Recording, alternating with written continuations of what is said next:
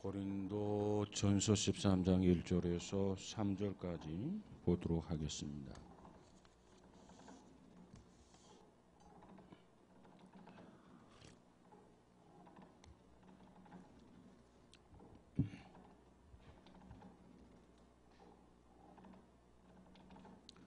자, 우리 찾으셨으면 1절에서 3절까지 우리 다시 같이 한번 봅니다. 시작.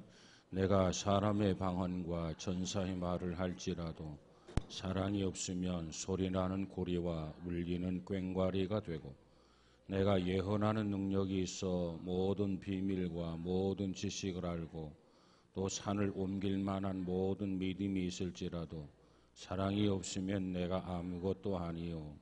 내가 내게 있는 모든 것으로 구제하고 내 몸을 불사르게 내줄지라도 사랑이 없으면 내게 아무 유익이 없느니라. 아멘. 아멘. 자, 우리가 이 사랑이 없으면 그런 주제로 몇 시간 얘기를 했죠. 자, 오늘을 마감하도록 하겠습니다. 자, 1절에 보니까 내가 방언. 참 소중하지요. 방언하는 사람들 보면 참 부럽기도 하고, 나도 어떻게 하면 저 방언을 받을 수 있을까. 너무너무 사모한 나머지 방언을 가르쳐주는 사람도 있었어요. 따라서 해라. 그래가지고 뭐 할렐루야 할렐루야 빠르게 해봐라 뭐 이래가지고 그게 방언이다 이렇게 가르쳐주는 사람까지 있어가지고 참 한국교회가 소란했던 적이 있었습니다. 자, 그처럼 소중한 방언의 은사를 받았다 할지라도 사랑이 없으면 아무것도 아니다. 참 소중한 은사인데 사랑이 없으면 아무것도 아니다. 그 다음에 두 번째로 1절에 보니까 천사의 말을 할지라도 천사의 말이 있을까 없을까? 자, 이 천사의 말이라고 하는 용어는 이 고린도전서 13장에 단 한 번 나와 있어요. 가정입니다, 가정. 그러니까 만약 천사의 말을 할지라도 마치 내가 천사가 돼가지고 천사처럼 말을 이렇게 할지라도 사랑이 없으면 그거 아무것도 아니다. 참 부러운 거죠. 누가 목소리만 좀 좋아도 참 그 목소리 들으면서 야, 참 목소리 참 부드럽다. 참 목소리 참 부럽다. 뭐 여러 가지로 우리가 참 그렇게 표현하게 되는데, 실제적으로 천사의 말을 할지라도 사랑이 없으면 뭐 아무것도 아니다는 거죠. 그 다음에 세 번째로 2절에 가서 보니까 예언하는 능력이 있어서 예언하는 은사가 있어요. 야, 나에게 예언하는 은사가 있으면 얼마나 좋을까. 정말 흠모할 만한 은사죠. 그런데 이와 같이 흠모할 만한 은사, 예언하는 은사가 있어도 사랑이 없으면 아무것도 아니다. 여러분, 이 말씀을 들으면서 여러분의 마음에 어떤 의문이 생기지 않습니까? 정말 아무것도 아닐까? 어떤 사람은 좀 약간 좀 삐딱하게 그렇게 생각하는 사람도 있을 거예요. 아무것도 아니어도 좋으니까 다 방언의 은사 받았으면 좋겠다. 아무것도 아니어도 좋으니까 나 천사의 말을 좀 했으면 좋겠다. 아무것도 아니어도 좋으니까 나 좀 예언하는 능력이 있어가지고 딱 보면은 저 100m, 150m에서 걸어오는 거 보면 좀 이렇게 뭔가 좀 알아맞힐 수 있는 예지력이 있으면 좋겠다. 뭐 이렇게 이야기하는 사람도 있을 거예요. 이 말은 그처럼 사랑이 중요하다는 겁니다. 사랑이 본질이고 사랑이 핵심이라는 거예요. 그 다음에 2절 그 중반절에 가서 보니까 산을 옮길 만한 모든 믿음이 있을지라도 사랑이 없으면 내가 아무것도 아니다. 산을 옮길 만한 믿음. 참 대단한 능력이죠. 대단한 믿음이죠. 성경에는 이 교자씨만한 믿음만 있으면 이 산을 들어 옮길 수 있다. 그런 능력을 언급해 주고 있어요. 비록 그와 같은 믿음의 능력이 있어도 사랑이 없으면 아무것도 아니다. 성경은 그렇게 이야기하고 있어요. 자, 여기까지 우리가 공부를 했고, 이제 오늘은 다섯 번째로 3절을 우리 한번 다시 볼까요? 3절 시작. 내가 내게 있는 모든 것으로 구제하고 또 내 몸을 불사르게 내줄지라도 사랑이 없으면 내게 아무 유익이 없느니라 그랬어요. 오늘날 교회에 있어서, 오늘날 그리스도인들에게 있어서 구제라고 하는 것은 참 중요합니다. 그래서 성경에 보면 이 구제의 중요성과 의무에 대해서 자주 강조하고 있어요. 근데 우리는 자꾸 잊어버린단 말이에요. 여러분, 우리가 이 구제라고 하는 거 성경에서 정말 우리 그리스도인들에게 있어서 의무라고 하는 것을 여러분이 인식하고 있는지 모르겠어요.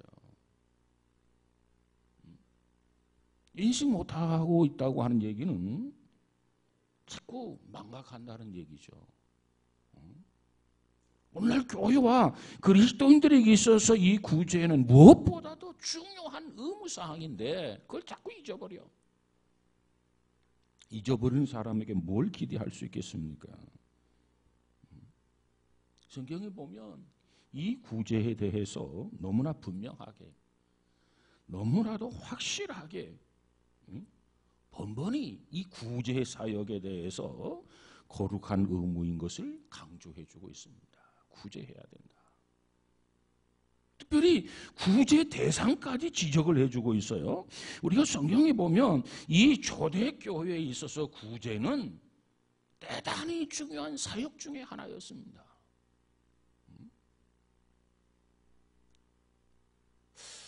성경에 보면 하나님께서 이 구제에 대해서 지나치리만큼 강조한단 말이죠.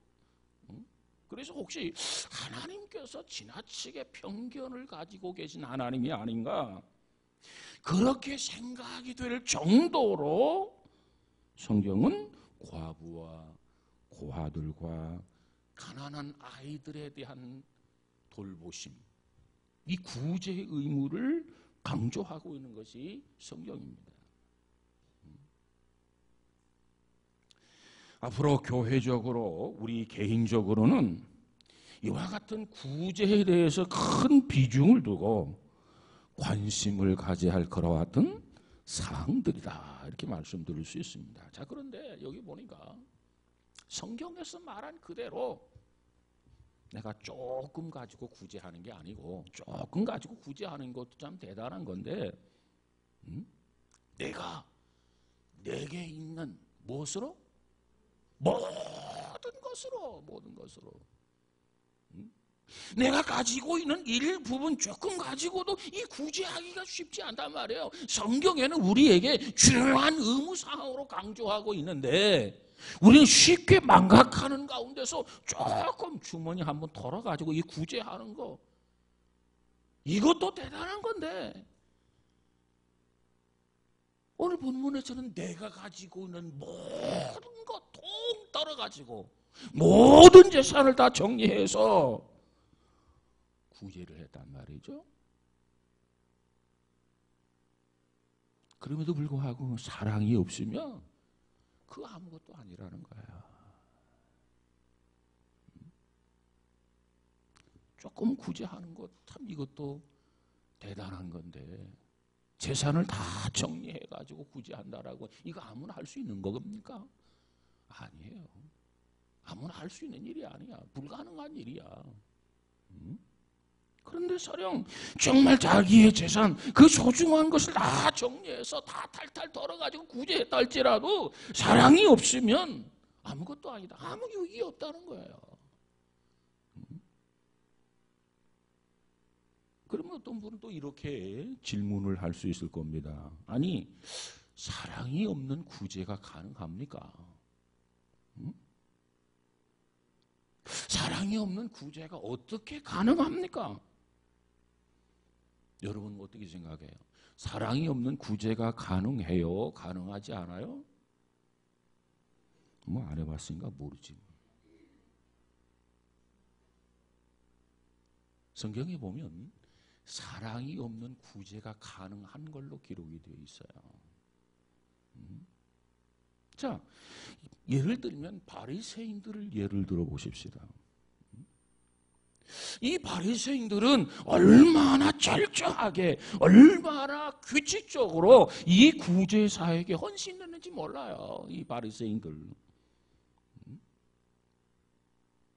그들은 길거리에서 나팔을 불면서 구제를 했어요. 여러분 여기를 봐주세요. 이렇게 나팔을 불면서 길 사거리에서 구제한 사람들이 바리새인들이란 말이에요.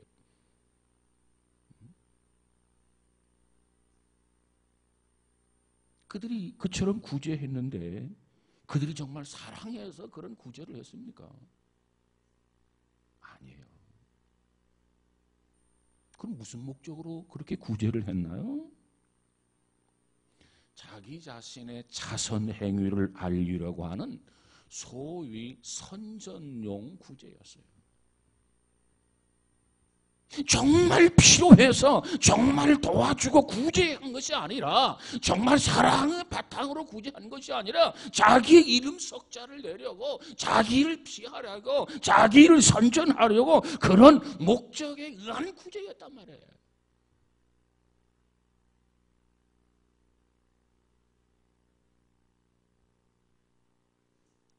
그들이 구제한 진정한 동기는 이 가난한 사람들, 이 고아들, 그들에 있어서 어떤 연민이나 그들에 대한 어떤 애정이 아닌, 예를 들면 자기 신문에 이름 석자를 내기 위해서, 방송에, TV에 자기 이름 석자를 내기 위해서, 때로는 종교적으로, 때로는 도덕적 자존심의 만족을 위해서 한 구제들이었다는 겁니다. 그래서 예수님께서 그 바리새인들을 볼 때 이 구제를 하기는 하는데 사랑을 바탕으로 한 구제가 아니야.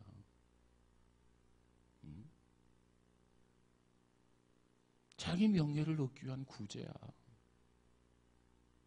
그래서 성경이 뭐라고 말합니까? 마태복음 6장 3절 4절에 가서 보니까 그 모습, 그 현상을 보고 예수님이 말하기를 너는 구제할 때에 오른손이 하는 것을 왼손이 모르게 하라, 이렇게 이야기를 하고 있습니다. 다시 말하면 오른손이 하는 것을 어떻게 왼손이 모르게 합니까? 정상적 지체라고 한다면, 신경이 살아있다고 한다면 아무리 오른손이 하는 거 왼손이 모를 까닭이 있어요?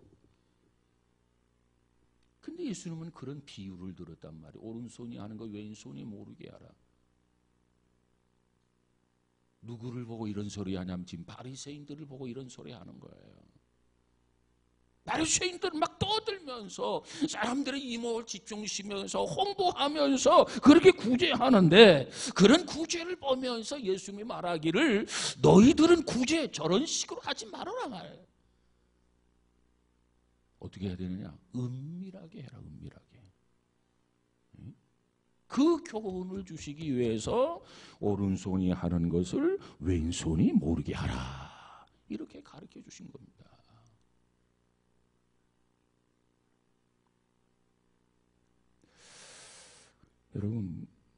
여러분은 구제를 얼마나 해봤는지 모르겠어요. 예수님이 말씀한 그대로 정말 오른손이 하는 거 왼손이 모르게, 아무도 모르게 감쪽같이 정말 은밀하게 구제를 했는지 모르겠어요. 진정한 구제는 그렇게 이루어져야 된다는 겁니다. 어느 전도자가 길을 걸어가다가 거리에서 구걸하는 거리인을 만났습니다. 참 안 됐다. 주머니를 뒤졌어요. 근데 마침 주머니에 돈이 한 푼도 준비가 되어 있지 않습니다. 뭐 주머니에 빈털터리가 되니까 뭐 도울 수가 없죠. 그래서 그냥 지나치려고 하다가 정말 안 됐다. 이 속 깊은 그 연민 때문에 그 전도자는 손을 내밀어서 거린의 손을 따뜻하게 잡아주었어요. 그리고 이렇게 이야기합니다. 형제여, 마침 내게 준비한 것이 없군요. 그러나 당신의 너무 춥게 보이는 손을 잡아드리고 싶소. 춥게 보이는 손을 잡아드리고 싶소. 부디 용기를 내어서 일어나 하나님을 의지하고 새 생활을 시작해 보십시오. 자, 우리 생각은요, 어떤 이 구제라든가 도움은 꼭 돈을 주는 것만이 구제하는 것으로 우리가 생각을 하게 되는데, 여기 보니까 이분이 주머니에 준비된 것이 아무것도 없어요. 날은 춥고 손이 추워 보여. 그래서 정말 내가 준비된 물질은 없어서 줄 수가 없지만은 추워 보이는 그 손을 잡고 그렇게 이야기합니다. 형제여, 마침 내게 준비된 것이 없군요. 그러나 당신이 너무 춥게 보이는 손을 잡아드리고 싶소. 부디 용기를 내서 일어나 하나님을 의지하고 새 생활을 시작해 보십시오. 그랬는데 그 거린이 손을 잡아주니까 그 거린이 눈물을 흘리면서 이렇게 대답을 했어요. 뭐라고 대답하냐면, 당신은 지금까지 나에게 적선한 모든 이들보다 더욱 값진 선물을 내게 주셨습니다. 잘 들어보세요. 당신은 지금까지 나에게 적선한 모든 이들보다 더욱 값진 선물을 내게 주셨습니다.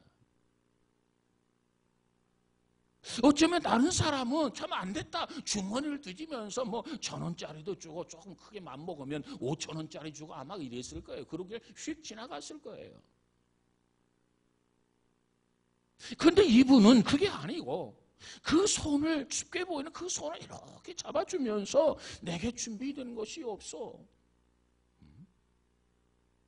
그러면서 말하기를, 부디 용기를 내서 일어나 하나님을 의지하고 새 생활을 시작해 보십시오.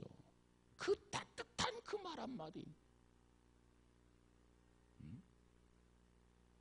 그 말 한마디에 그 온기를 느껴가지고 그 따스함을 느껴서 그 어린이 눈물을 흘리면서 말하기를, 당신은 지금까지 나에게 적성한 모든 일들보다 더욱 값진 선물을 주셨습니다.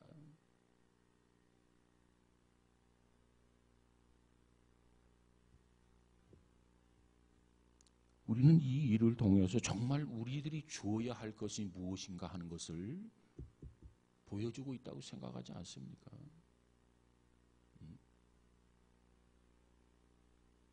마이어라고 하는 교수는 그런 얘기를 했어요. 초대교회의 구제는, 초대교회 구제가 많이 언급되어 있죠. 초대교회의 구제는 단순히 먹을 것을 뒷문으로 전해주는 차가운 의무와 수행이 아니라 그랬어요. 구제 정신을 한번 여러분 잘 이해하시기 바랍니다. 초대교회 구제는 단순히 먹을 것을 뒷문으로 건네주는 차가운 의무와 수행이 아니라 그들을 식탁에 초청하여 사랑과 기도, 관심과 복음을 나누어주는 사역이었습니다. 마이어 교수는 그런 얘기를 했어요. 우리가 구제라고 하니까 그냥 쌀쌀하게 돈 1,000원 주면 구제고 5,000원 주면 구제고 이것만 구제라고 생각하는데 그게 아니고, 이 초대교회에서 강조하고 있는 구제라고 하는 것은 오늘 우리 그리스도인들에게서 중요한 의무사항인 이 구제에 대해서는 어떤 구제냐? 그 단순히 먹을 것을 뒷문으로 건네주는 차가운 의무와 수행이 아니라 그를 식탁에 초대하여 사랑과 기도, 관심과 복음을 나누는 사역이었다. 이게 성경이 말하는 구제라는 겁니다. 여러분, 이와 같은 구제를 하면 정말 구제하는 사람도 마음이 흐뭇할 것이고 구제받는 사람도 정말 고맙습니다. 정말 고맙습니다. 정말 고맙습니다. 이렇게 감동을 받을 거예요.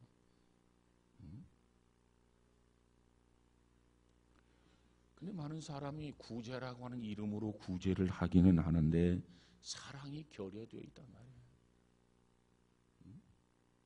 그 내용에 사랑이 없어요. 사랑이 없기 때문에 구제를 받기는 받았는데 그 구제에 대한 치사한 부채감을 느껴요. 부끄러움을 느낀단 말이에요. 때로는 모멸감을 느낀단 말이에요. 그리고 괴로워하게 돼요.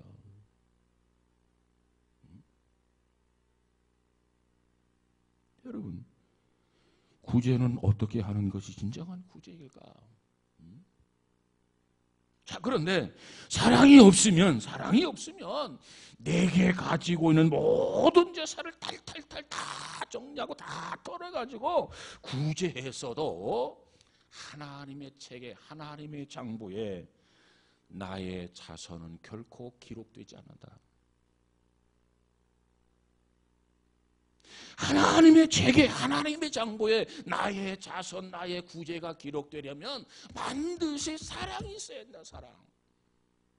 사랑이 결여되어 있는 구제는, 사랑이 없는 그런 구제는 아무리 해도 소용이 없다는 거예요.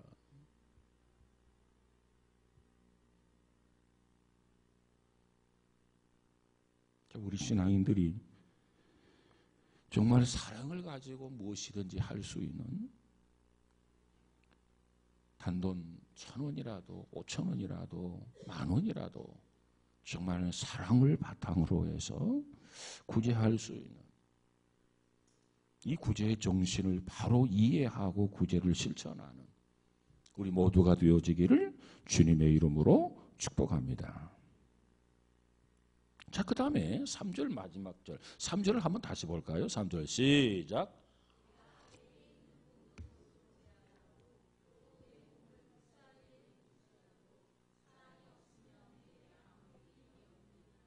자, 여기에 보니까 이제 6제로 내 몸을 불사르게 내어줄지라도 사랑이 없으면 아무것도 아니다. 어떤 사람은 그게 말이 됩니까? 내 몸을 불사르게 내어줬다. 불사르게 내어줬다. 그건 뭘 의미할까요?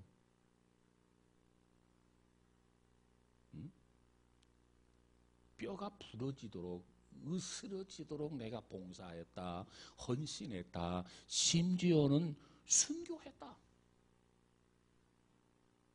그랬어도 여러분, 순교라고 하는 게 얼마나 소중한 겁니까? 내가 뼈가 으스러지도록 헌신하고 봉사하고 나가서 순교를 했어요. 그런데도 불구하고 거기에 사랑이 없다고 한다면 뭐라고 하느냐? 아무것도 아니라는 거예요. 아무것도 아니다. 여러분, 이 순교라고 하는 건 우리가 주의 이름으로 봉사하고 주의 이름으로 헌신하고 이거 참 소중한 거죠. 여러분, 아무나 못합니다. 그거. 특별히 이 현대인들은 이 봉사 개념이 없어. 이제는 헌신 개념도 없어.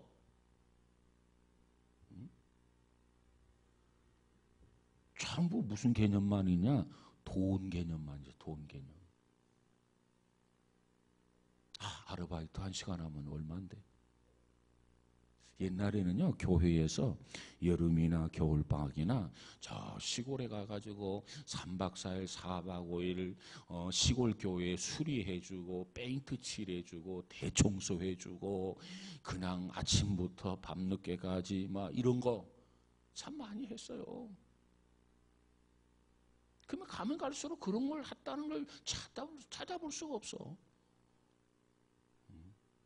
어떤 지역이 막 수해가 났다 그러면 교회에서 차를 타고 막 청년들 싣고 가가지고 말이지 정말 이 복구 사업을 하는데 정말 땀방울 같이 보태고 말이지. 에? 스스로 말이지 거기서 뭐 주는 걸 뭐 수혜를 입었는데 뭘 먹어요. 그러니까 스스로 말이 라면 가지고 가가지고 라면 끓여 먹고 말이지 그 수혜 복구 현장에 가가지고 쫄쫄 굶어가면서 허기져가면서 그런 일을 했는데 가면 갈수록 그런 거 없어요 이제는. 한식 가서 아르바이트 하면 얼마인데? 한 달 하면 수입이 얼마인데? 계산이 너무 밝아.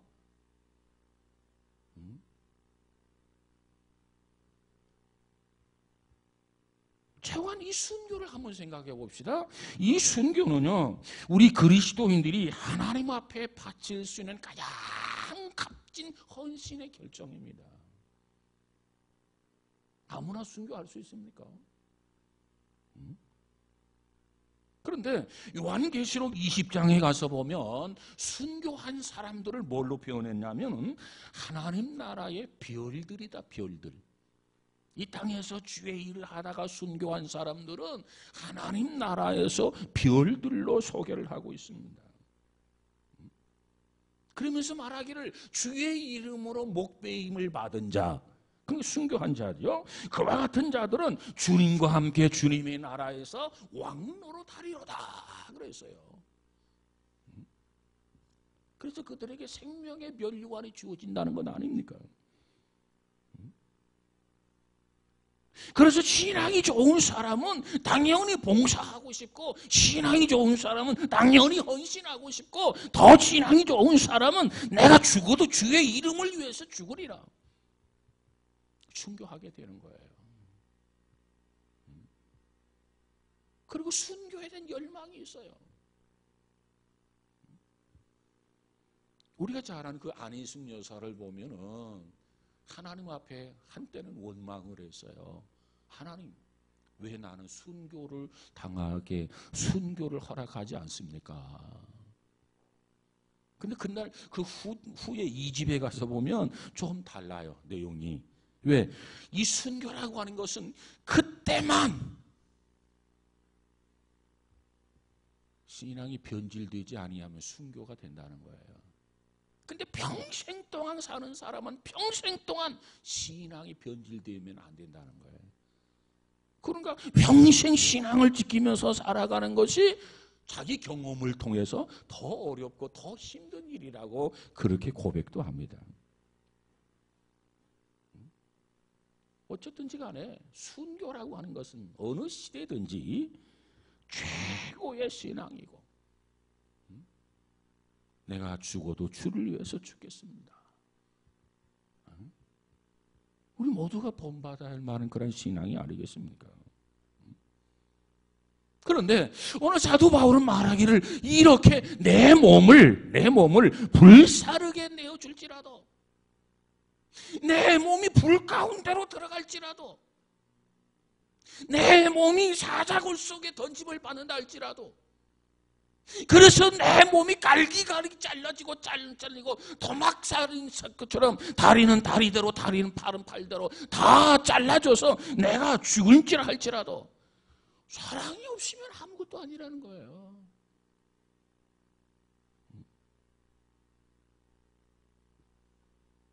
그러면 또 이렇게 질문하는 사람들 있을 거예요. 사랑이 없는 순교가 가능할까요?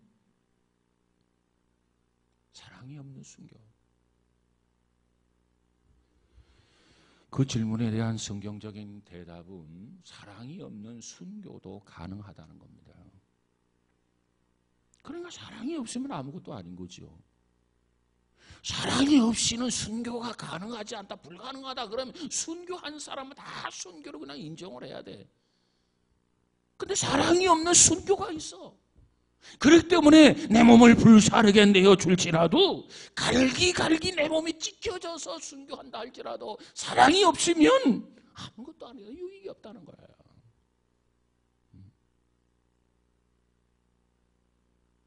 우리 지구촌의 역사를 보면은 종종 영웅의식 때문에 또 영생의 보장을 얻기 위한 조건으로 순교한 그런 사건들이 있었어요. 특별히 지금 고린도 전서를 쓰고 있었던 바울의 입장을 보면 이 고린도 교회에, 고린도 도시에, 그 고린도 도시에서 멀지 않은 곳에 무슨 도시가 있었냐면 아덴시라는 도시가 있어요. 아덴시. 그 아덴에는 어떤 일이 있었냐면 당시에 유명한 인디언 무덤이 있었습니다. 인디언 무덤. 그 무덤 거기에는 한 사람이 영생을 얻기 위해 신 앞에서 순교의 제물로 자기 목숨을 끊는 사건이 거기에서 있었어요. 그래서 그 사람의 무덤을 만들었고 그 사람의 무덤을 뭐라고 써있냐면 바고사에서 온 사마노케스. 하나님을 위해서 순교한 게 아니고 그저 자기가 그저 영원히 살기 위해서 신 앞에 자기 자신이 순교의 제물이 되겠다 해가지고 스스로 목숨을 끊었던 그 사람을 무덤을 그렇게 써놓고 그렇게 편말을 붙였단 말이에요. 또 우리 이웃나라 일본에 보면 일본의 가미가제 특공대라고 하는 것이 가미가제 특공대. 참 대단한 사람들이죠. 요즘 뭐 IS 자기 몸에 폭발물을 이렇게 부착을 하고 해서 자기 자신이 순교한다고 죽잖아요. 그런 순교도 있단 말이에요.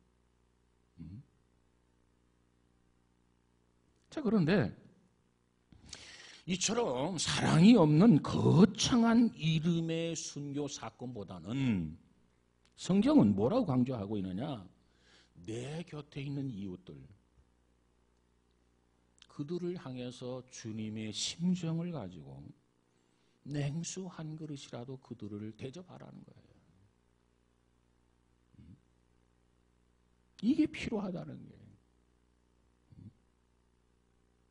자, 이렇게 해서 여섯 가지 쭉 우리가 한번 살펴봐. 사랑이 없으면 첫 번째가 뭐예요?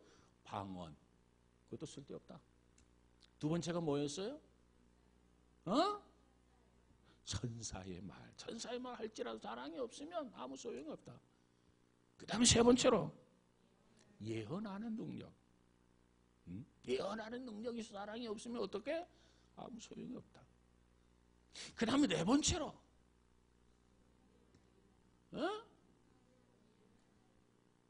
어떻게? 산을 옮길 만한 믿음의 능력이 있어도 사랑이 없으면 소용없다는 거예요. 그 다음 다섯 번째 뭐죠? 내게 있는 모든 것을 다 털어서 구제. 사실 그런 사람이 있을까요? 근데 서령 그렇다 손치더라도 사랑이 없으면 그거 무익한 거다. 소용없다.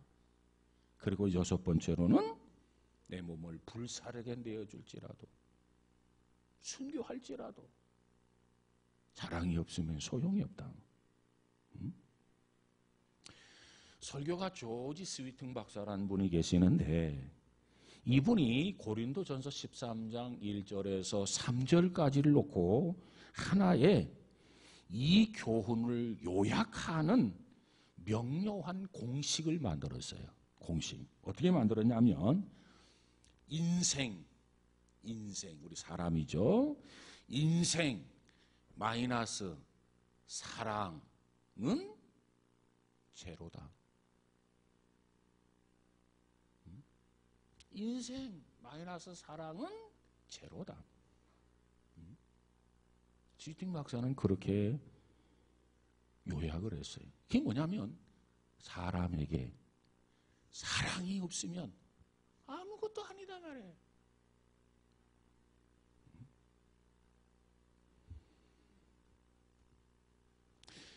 우리가 잘 아는 칼빈이라고 하는 사람은 이렇게 요약을 했어요.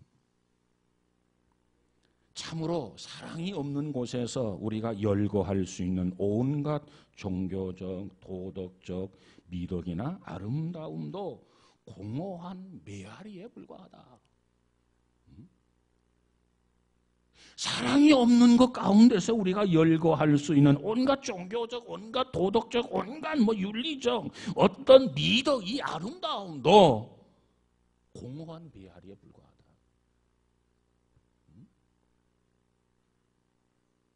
한 부인이 스위팅 박사를 찾아왔어요.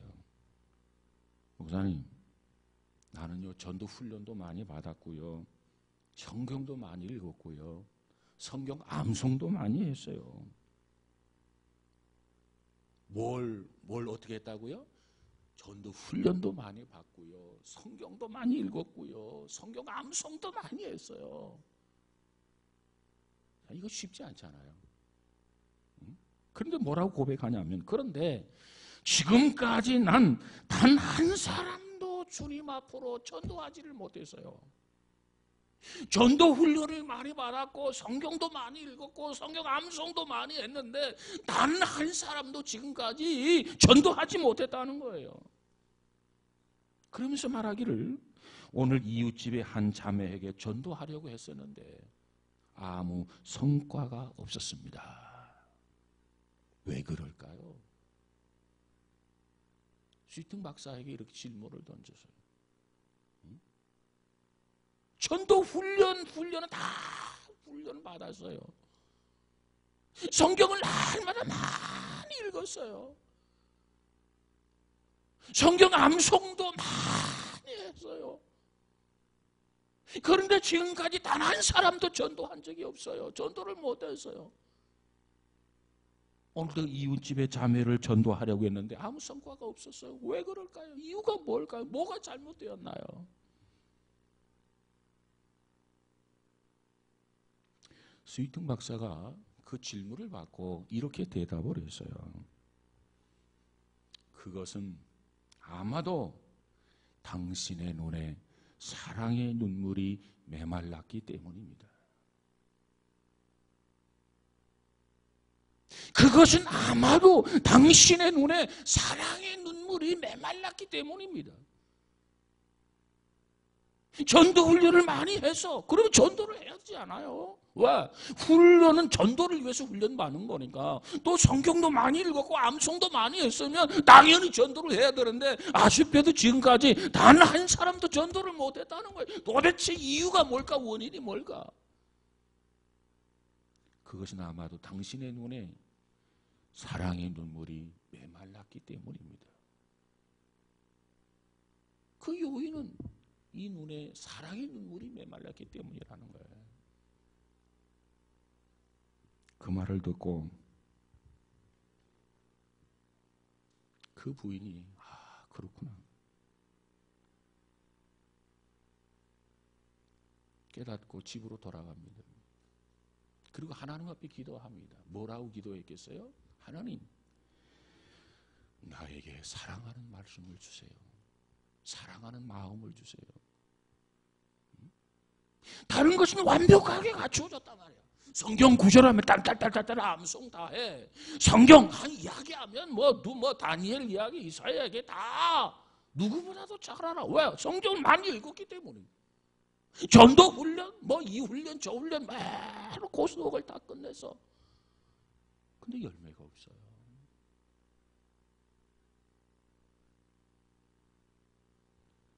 사랑의 눈물이 메말랐기 때문입니다. 그 얘기를 듣고 집으로 돌아가서, 하나님, 나에게 사랑할 수 있는 마음을 주세요. 사랑할 수 있는 마음을 주세요. 그래서 그 부인이 사랑을 구하면서 눈물을 흘렸습니다. 그리고 나서 그 이웃 자매를 전도할 수 있었다. 그 이야기를 스위팅 박사가 하고 있는데, 스위팅 박사는 그 이야기를 하면서 이런 얘기를 해요. 시편 126편 6절 한번 가서 볼까요? 우리가 잘 아는 말씀이죠. 자, 우리 한번 찾아보세요. 126편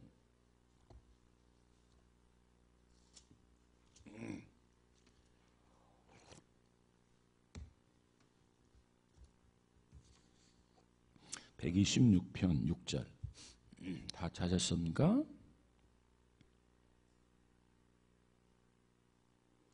자, 5절, 6절을 같이 볼까요? 시작.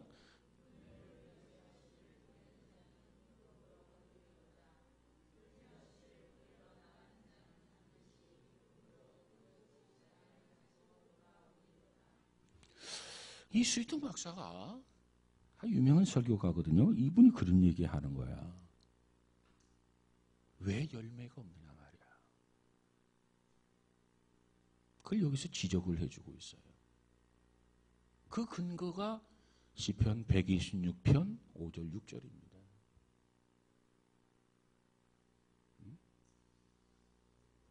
제가 전도 훈련을 많이 했어. 그리고 전도 하라는 대로 했어.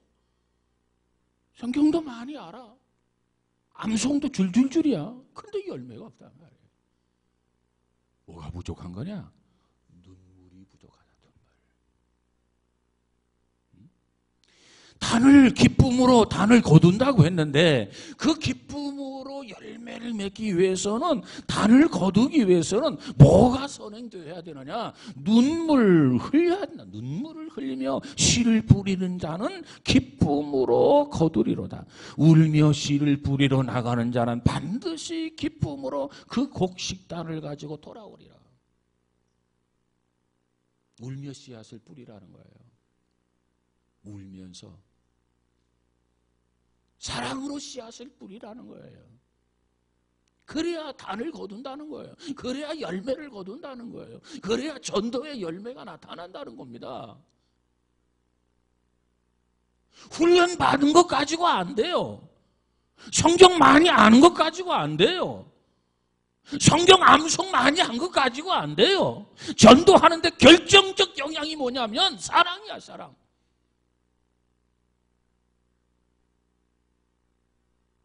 사랑으로 전도하라는 거예요. 사랑하는 마음이 없으면 전도 안 된다는 거죠. 그래서 전도가 안 된다. 열매가 없다. 사랑이 없다는 거예요. 여러분, 우리 모두가 사랑이 없음을 알고 사랑을 구할 수 있기를 바랍니다. 가족 중에 누가 예수를 안 믿어요? 정말 그를 위해서 울면서 기도할 수 있는 그 사랑이 필요해요. 눈물을 흘리며 씨를 뿌리는 자는 기쁨으로 거둔다. 이게 하나님의 말씀이에요. 근데 우리는 눈물을 흘리지 않아야 하고 기쁨으로 거두려고 그래. 이건 하나님이 주신 말씀이 아니에요. 눈물을 흘려라.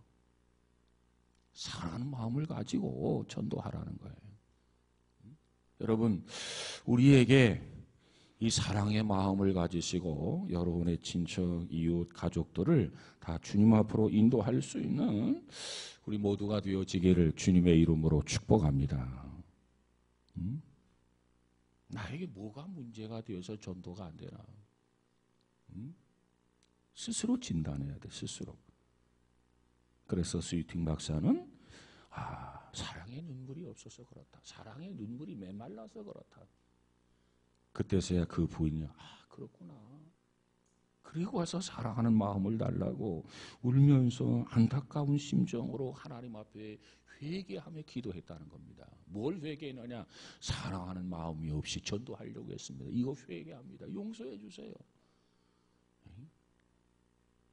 그래서 그동안 사랑 없이 그냥 전도하려고만 했던 그 욕심만 부렸던 그것을 그 부인은 회개했다는 거예요. 여러분, 우리가 회개와 믿음으로 구원을 얻듯이 회개와 믿음으로 사랑을 얻을 수가 있습니다. 주님께서는 회개하고 믿는 자에게 성령님으로 말미암아서 하나님의 사랑을 듬뿍 충만하게 부어 주실 줄로 믿습니다. 그래서 우리 마음속을 겸허하게 비우고 사랑의 영으로 가득 채워지기를 주님 앞에 기도하면 주께서 충만하게 채워주실 겁니다. 그래서 우리가 믿음 충만, 성령 충만이란 말은 많이 들었는데 사랑 충만이란 말은 많이 못 들었어요. 그래서 우리가 기도할 때 하나님, 내 마음에 믿음이 충만하고 성령이 충만한 것처럼 사랑도 충만하게 하옵소서. 왜? 사랑이 없으면 우리의 모든 것이 다 허사요, 쓸모없는 것이고 유익하지 않다는 거예요. 뭘 하더라도 사랑으로 하라는 거죠. 근데 사랑이 없이 하면 무슨 의미가 있겠어요? 그래서 우리가 기도할 때 믿음 충만하게 해주십시오. 성령 충만하게 하십시오. 그리고 사랑으로 충만하게 해주십시오. 사랑이 가득하게 하시고 사랑이 넘쳐나게 하여 주옵소서. 이렇게 기도할 수 있는 우리 모두가 되어지기를 주의 이름으로 축원합니다. 사랑만이 우리 세계의 크고 작은 문제에 대한 유일한 해답이에요. 사랑만이 모든 문제에 대한 해답이란 말이죠. 여러분에게 어떤 문제가 있습니까? 사랑과 결부시켜 보세요. 그래서 우리 모두가 사랑을 회복함으로 모든 문제를 다 해결할 수 있는 복 있는 성도 우리 모두가 다 되어지기를 주의 이름으로 축복합니다. 옛날에 불렀던 복음성가 중에 사랑만이 능력이라 하시네, 그런 찬양이 있었어요. 정말 사랑의 소중함을 깨닫고 사랑을 다시 발굴해서 진정하게 가족들을 사랑하고 이웃들을 사랑하고 친척을 사랑할 수 있는 우리 모두가 되셔서 저와 여러분을 통한 사랑이 새로 생산되어지고 또 풍성해지는 우리 한양중앙교회가 되어지기를 주의 이름으로 축복합니다. 기도하십시다. 거룩하신 하나님 감사합니다. 사랑이 없으면 예언하는 능력이 있어도 소용없는 것이고 천사의 말을 할지라도 의미가 없고 예언하는 능력이 있어도 무익하고 산을 옮길 만한 능력이 있어도 의미가 없고 내 모든 것을 다 털어서 구제했어도 소용없고 우리가 정말 순교를 한다 할지라도 사랑이 없으면 하나님 앞에 인정받을 수 없다고 성경은 말씀하고 있습니다. 하나님, 우리가 무엇을 하든지 사랑으로 인하여 일을 추진하고 사랑으로 인하여 헌신하고 사랑으로 인하여 땀 흘리고 수고함으로 사랑의 열매로서 풍성해지는 귀한 성도들이 다 되어지게 하옵소서. 특별히 35년 전에 우리 한양중앙교를 세워주신 하나님, 이 말세지마를 통해서 살아있는 교회가 되게 하시고 그래서 우리 교회를 통해서 복음이 더 확산되어지게 하시고 하나님의 뜻을 이룰 수 있는 그런 교회가 되어지게 하옵소서. 이 일을 위해서 무엇보다도 열심히 기도하게 하옵소서. 이 일을 위해서 우리가 무엇보다도 열심히 기도하여 성령 충만하게 하여 주옵소서. 그리고 무엇보다도 사랑이 충만해서 사랑이 넘쳐나는 우리 한양중앙교회가 되어지게 하옵소서.